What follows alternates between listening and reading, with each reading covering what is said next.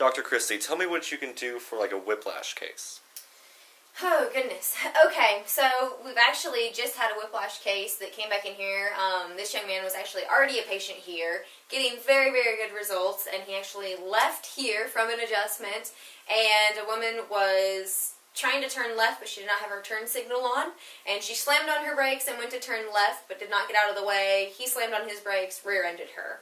So whenever that happens, when you have a rear-end impact, and lateral impacts are like a T-bone style impact are terrible too, because then your head goes this way and this way. But in the whiplash, what happens is you'll hit somebody and your head is going to come forward, slam forward, and then slam back like that. So, and a lot of the times, most people will come in here and they'll say, well, it was just a fender bender. I felt fine a couple days later. Well, what happens is we normally see people come in here 6 months, a year, 2 years later. The average is about 2 years after the car accident for everything to be sitting in there long enough that it starts to cause pain, and then people end up coming in here. So, the films that I've got up here right now, this is Mr. Will. He is a 21-year-old man, and he came in, and this is showing what we should have on this view. These are extension and flexion films. So this one was taken with his head back like this, and this one was taken with his head forward. So what we're looking for on this is ligament damage that could have been done in that whiplash mechanism. So with the first one here, we should be able to draw a continuous line on the back of the vertebrae here. And then we should also be able to draw a continuous line on the front. So we can see in the extension that we're not seeing any tearing of the ligaments here because all these bones are still lining up like they should. Well, now when we get to the flexion film, you can see if we're going to draw a line from the bottom here, as soon as we get right here, it breaks and goes forward. Those two line up, and then this one breaks and go forward and come up there. So we're actually having tearing, or there's already been tearing of the ligament here, and then also the ligament here.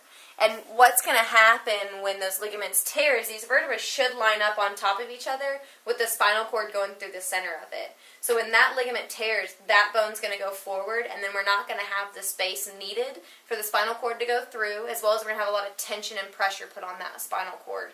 So what we've got to do with him is make sure that we stabilize this area, get that back adjusted, and start getting the proper curvature back in his spine that's needed so that it heals in the correct position. Because most people get in the car accident, they've got so much adrenaline pumping at that point, they go to the ER and they give them painkillers and muscles relaxers and send them home.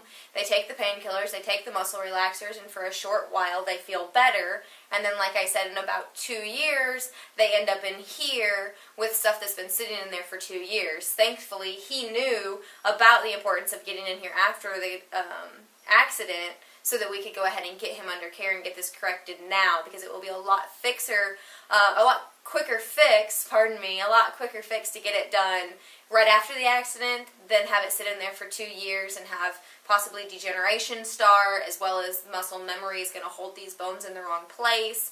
So that's just one thing as far as motor vehicle accident people, as well as slip falls, any traumas. It's very good to get your spine evaluated at that point, because you're going to be able to get it fixed a lot quicker and a lot easier than later on if it's been sitting in there for a long time.